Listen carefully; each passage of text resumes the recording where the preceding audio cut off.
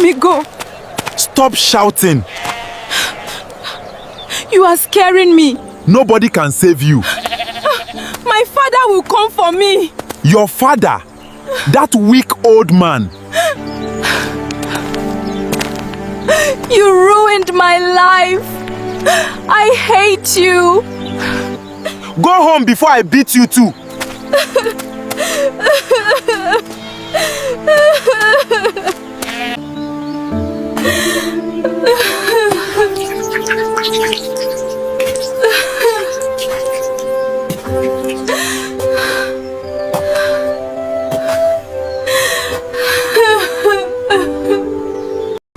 I came to see Ikenna. I am Ikenna. I know. I heard nobody can challenge you. You fear nothing. That is true. Nothing. Spirit. Not even spirits? Spirits should fear me too. Like what? You said you fear nothing. Did you remember their tears? Leave me! Who are you? Ah! Help me! Your punishment. Tonight your suffering begins. Now you are begging?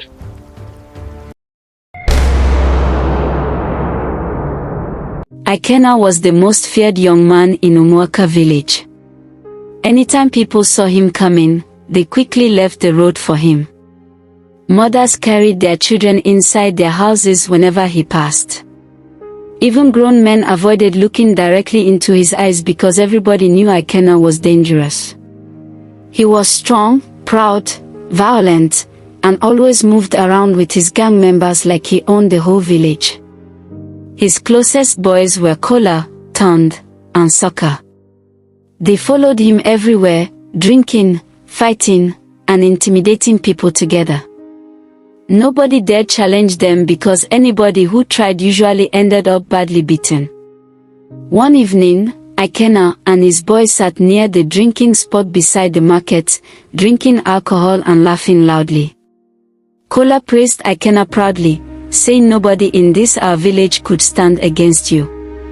Tond agreed quickly and added that even the village chairman feared Ikenna's name. Hearing those words made Ikenna smile proudly. He called everybody in the village weak. Then Soccer carefully mentioned Chioma's name. Immediately, Ikenna's face changed with interest. Chioma was a quiet young girl who always avoided trouble. Recently, she had been avoiding the road near the drinking spot because she knew Ikenna kept watching her whenever she passed. As the boys continued drinking, Chioma appeared on the road carrying vegetables inside a basket. Darkness was already coming, and she was hurrying home before it becomes night. The moment she noticed Ikenna and his gang staring at her, she became scared immediately. Kola laughed loudly and called her Ikenna's wife. Chioma quickly lowered her eyes and tried walking faster, but before she could pass, Ikenna blocked the road. He asked her why she always avoided him. Chioma begged softly for him to let her pass because her mother was waiting at home for her. But Ikenna enjoyed seeing fear in her eyes. He moved closer and forced her to look at him while speaking. His gang members laughed nearby while Chioma's hands shook badly. Suddenly, Ikenna grabbed her wrist. Chioma immediately started struggling and begging him to leave her alone. People nearby heard her cries clearly, but nobody stepped forward to help her. Fear covered the whole road. An old woman quietly closed her shop while another man slowly pushed away his wheelbarrow to avoid trouble. Even though Chioma cried loudly for help, but nobody could. Ikenna dragged her toward an old empty building near the bush path while his gang members laughed behind them. Moments later, the wooden door slammed shut. Almost 1 hour later, Chioma slowly walked out of the building with tears all over her face. Her clothes looked rough and dirty, and she could barely walk properly. Some women nearby covered their mouths in shock, but nobody said anything. Chioma kept crying silently until she finally reached her family house. The moment her mother, Mama Grace, saw her, she screamed loudly and rushed toward her. Chioma immediately fell into her mother's arms, crying heavily. Her father, Papa Ebra, rushed outside in confusion, but the moment he noticed blood on her legs, his face changed completely. He kept asking who touched her. At first Chioma could barely speak because of fear and pain. But after crying heavily for some time, she finally whispered Ikenna's name. Mama Grace sat heavily on the ground crying, while Papa Ebra's eyes slowly filled with anger. He could not believe Ikenna had finally entered his own family. Mama Grace begged her husband to calm down, but Papa Ebra was too angry to listen. He shouted that Ikenna had already destroyed many families and that tonight would be the end. Before anybody could stop him, he entered the house and returned holding a cutlass tightly. Mama Grace screamed in fear and begged him not to go alone, but Papa Ebra ignored her completely and stormed angrily into the dark road. At the same moment, loud music and laughter filled Ikenna's compound. His gang members continued celebrating proudly while drinking alcohol. Kola kept praising Ikenna and calling him the strongest young man in Umuaka village. Ikenna sat proudly in the middle of them, smiling like a king. Suddenly, loud banging hit the gate. Everybody stopped talking. Ikenna calmly told them to open it. The moment the gate opened, Papa Ebra stormed inside with anger burning all over his face. He immediately accused Ikenna of destroying his daughter. But instead of showing fear, Ikenna only smiled carelessly and asked what he planned to do about it. Papa Ebra rushed toward him angrily, but before he could reach him, Ton and Kola quickly grabbed him. The old man struggled and shouted that he would kill Ikenna, but Ikenna only laughed proudly before punching him hard across the face. Papa Ebra fell heavily to the ground. One woman passing near the compound tried begging them to stop beating the old man, but Kola threatened her immediately, and she quickly ran away in fear. Papa Ebra struggled painfully to stand again and warned Ikenna that he could not continue living like this forever. But Ikenna kicked him hard in the stomach before ordering his gang members to beat him properly. Punches and kicks landed heavily on the old man's body while he screamed painfully on the ground. Blood slowly ran from his mouth as the gang members continued beating him without mercy. Finally, Ikenna grabbed Papa Ebra by the shirt and proudly declared that nobody in the village could question him. Even while breathing painfully, Papa Ebra still warned him that God was watching everything. But Ikenna only laughed loudly and mockingly told God to calm down himself if he truly cared. The moment he said those words, thunder exploded loudly above the compound. Even Sokka looked nervous and whispered that the weather suddenly felt strange, but Ikenna angrily told him to shut up. Papa Ebra pointed weakly at Ikenna and told him that one day he would suffer for every tear he had caused innocent people. Still, Ikenna proudly said it can never be impossible. Then suddenly, another loud knock hit the gate. A calm female voice from outside said she came to see Ikenna. Soft rain slowly started falling from the dark sky. The moment the gate opened, a beautiful woman dressed completely in white stepped quietly inside the compound. Nobody recognized her face, but something about her eyes and how she appeared looked strange. The woman stared only at Ikenna and softly told him she had heard nobody in Umuaka village could challenge him. Ikenna smiled proudly again. The woman slowly stepped closer and calmly to Ikenna and asked if he truly feared nothing. Without thinking twice, Ikenna proudly answered that even spirits feared him too. Suddenly, the woman grabbed Ikenna's wrist tightly. Immediately his proud smile disappeared. Her hand felt ice cold. Then her eyes slowly turned completely white. Thunder exploded violently across the sky. In a deep, terrifying voice, she told Ikenna that his punishment had finally begun. The next second, Ikenna screamed loudly across the entire compound. Ikenna's loud scream filled the entire compound as he fell backward into the mud.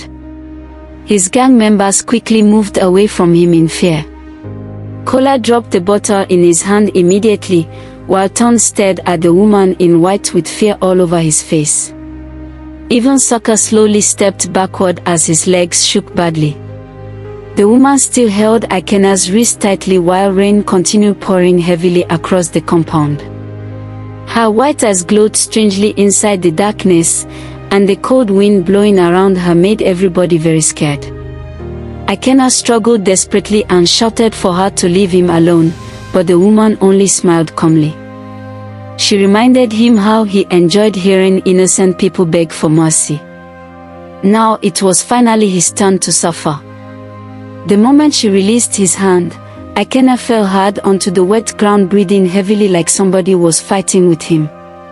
Suddenly, strong wind blew violently across the compound. Everybody covered their faces as thunder exploded loudly again.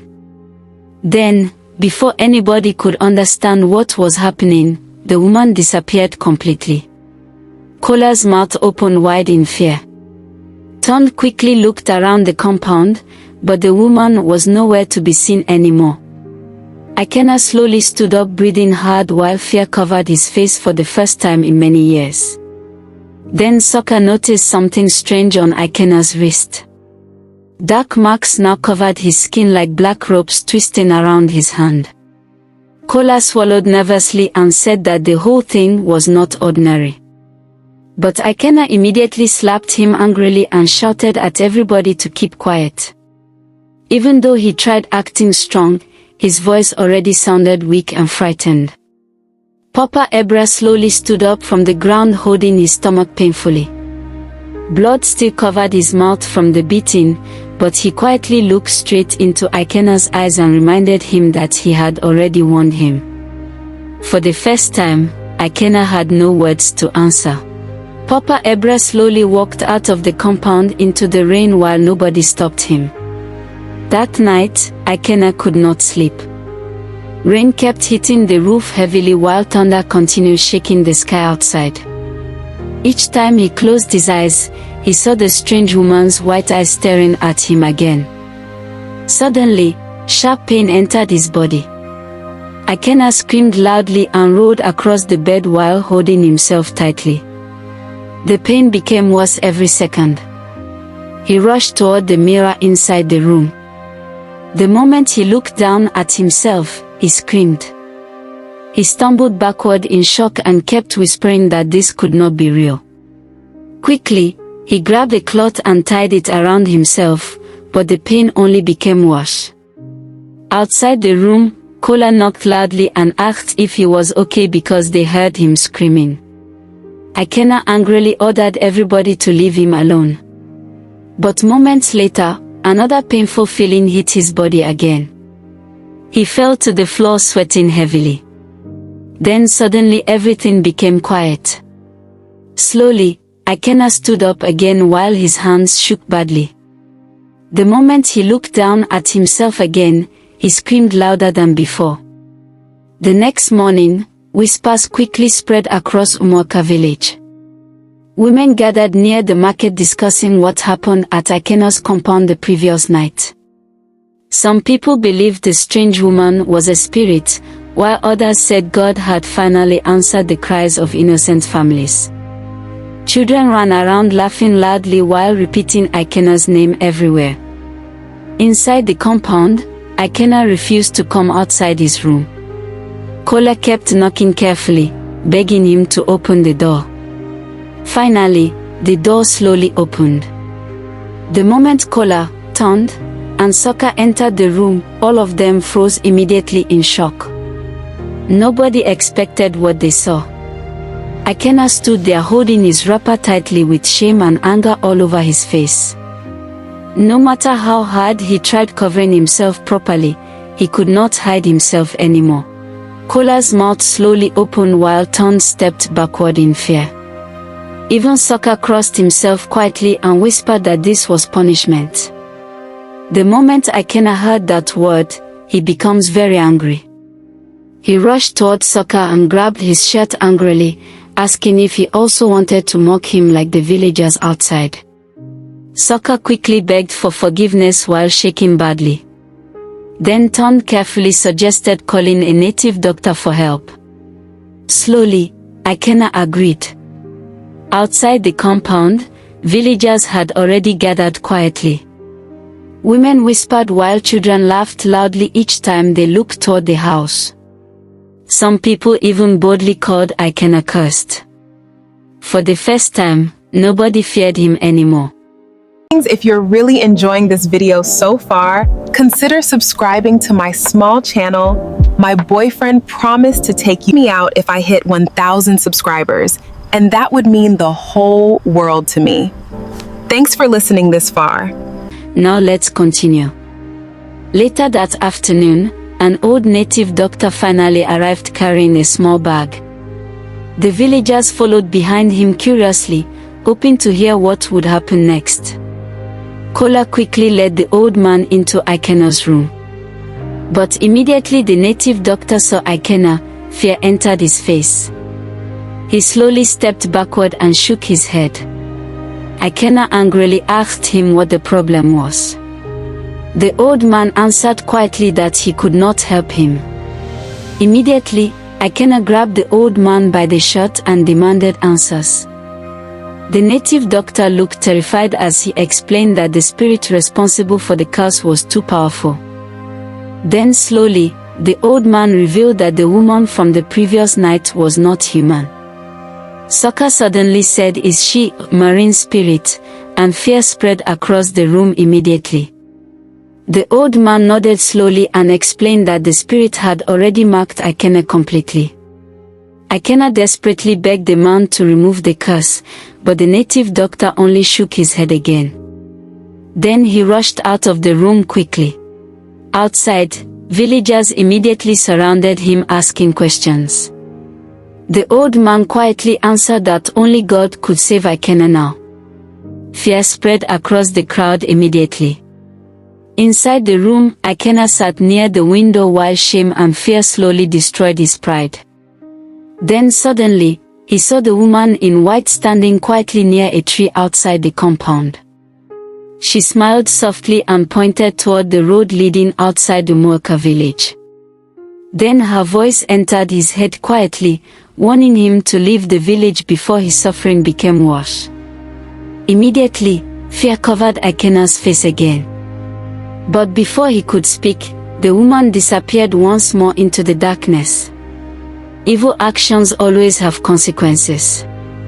No matter how powerful somebody feels, there will always be consequences for hurting innocent people. Ikenna believed nobody could stop him, but in the end, his own actions destroyed his pride and peace. If you truly enjoyed this story, don't just watch and go. Subscribe to this channel and be part of this journey. We drop 2-3 African stories every week, stories that teach, shock, and open your eyes. Help us grow this channel by liking and share it to someone who needs to hear this story. Stay connected, more powerful stories are coming every week.